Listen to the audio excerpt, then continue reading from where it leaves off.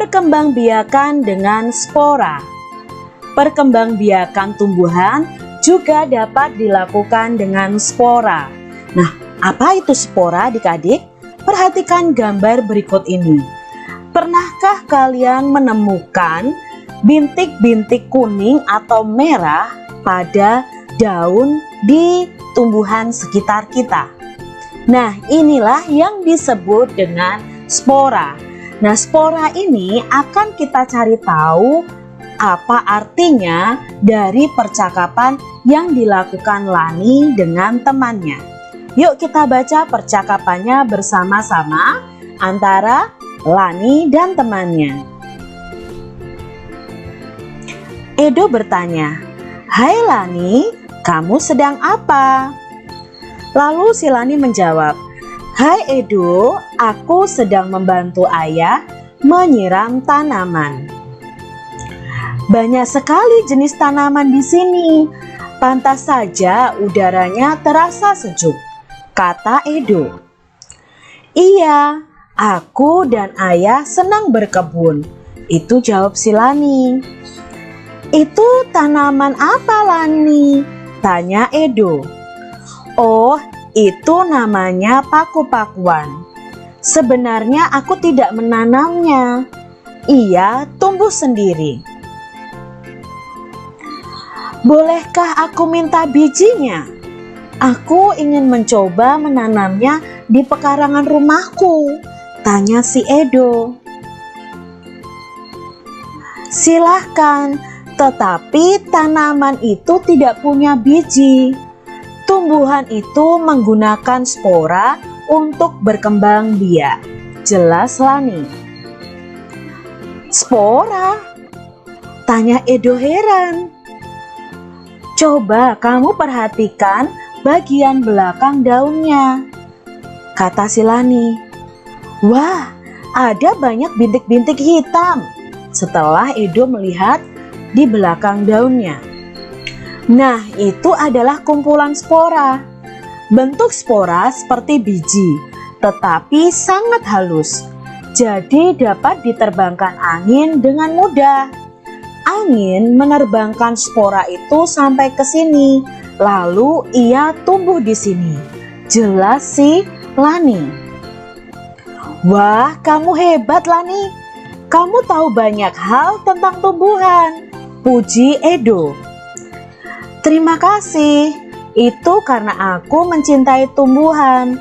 Jika mencintai sesuatu, kamu tentu ingin tahu banyak tentang hal itu, kan?"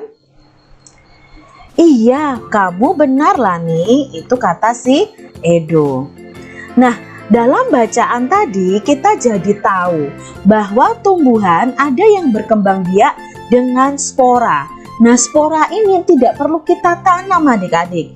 Jadi tumbuhan spora itu, tumbuhan yang berkembang biak dengan spora, itu akan menghasilkan bintik-bintik hitam. Itulah yang disebut spora. Nah, bintik-bintik hitam itu adalah biji sebenarnya, tapi sangat halus. Dari situ akan tertiup angin sporanya. Nah, ketika tertiup angin, maka spora itu akan jatuh dimanapun tempatnya. Jika jatuh di tanah yang subur, dia akan tumbuh menjadi tumbuhan. Tumbuhan yang bisa berkembang biak dengan spora adalah, nah ini adalah contoh tumbuhan yang bisa berkembang biak dengan spora, yaitu tumbuhan paku, jamur, dan lumut. Ya, ini bertumbuh dengan spora atau berkembang biak dengan spora. Mencangkok tanaman.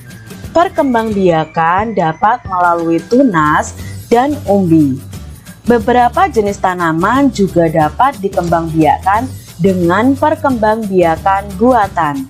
Pembelajaran sebelumnya adik-adik, kita sudah belajar tentang perkembangbiakan tumbuhan menggunakan tunas dan umbi. Nah, hari ini kita akan belajar perkembangbiakan tumbuhan dengan cara perkembangbiakan buatan. Apa sih perkembangbiakan buatan ini? Yuk kita pelajari. Perkembangbiakan buatan adalah perkembangbiakan tanaman dengan bantuan manusia. Perkembangbiakan buatan ini diantaranya dengan mencangkok, stek, dan menempel. Mencangkok tanaman adalah cara paling murah dan mudah untuk mengembangbiakan tanaman.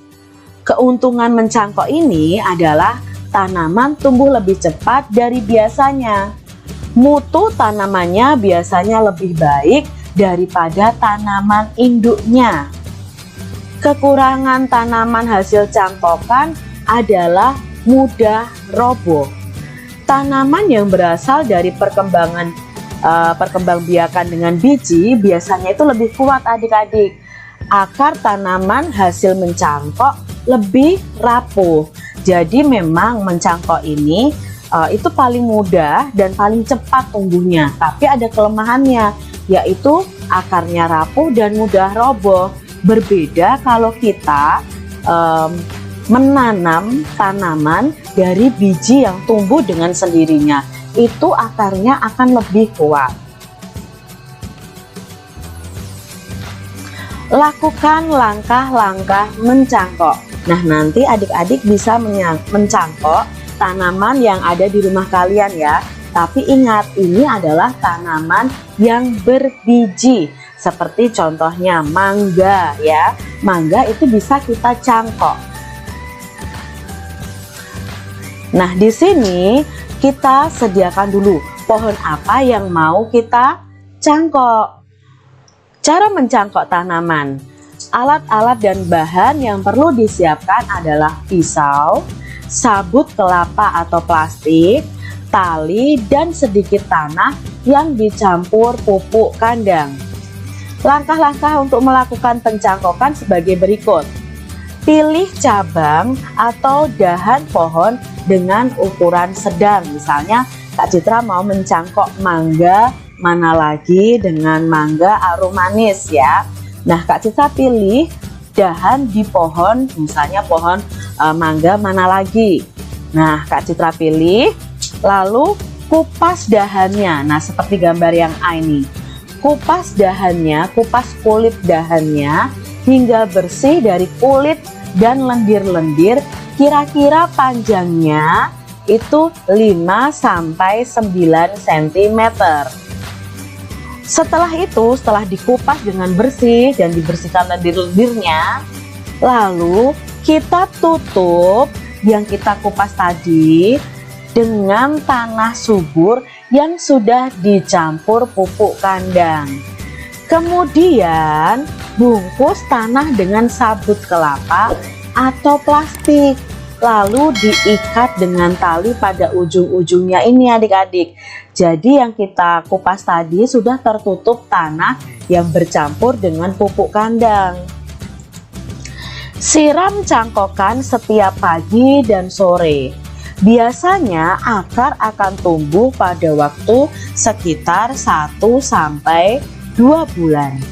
Setelah akarnya tumbuh banyak, potong cabang dari induknya. Jadi potong cabang ini dari induknya, kemudian tanam di tempat yang teduh.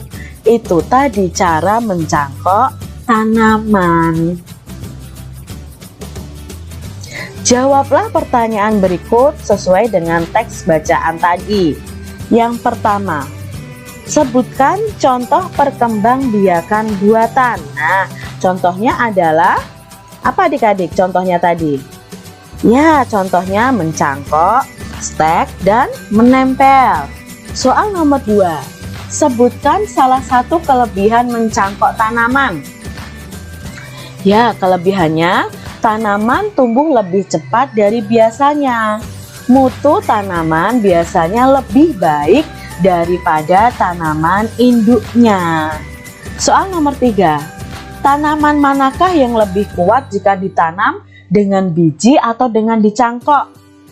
Ya, tanaman yang lebih kuat itu yang berasal dari perkembangbiakan dengan biji. Kalau mencangkok, akar tanamannya akan lebih rapuh. Yang keempat, apa langkah selanjutnya setelah dahan yang akan dicangkok dikupas bersih? Ya, tutup luka pada dahan dengan tanah subur yang sudah dicampur dengan pupuk kandang.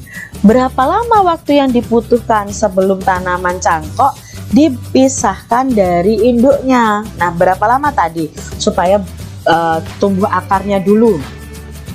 1 sampai 2 bulan. Teknik mencangkok banyak digunakan petani sebuah perkebunan. Melalui kegiatan mencangkok, lebih banyak buah yang dapat dihasilkan dalam waktu yang lebih singkat.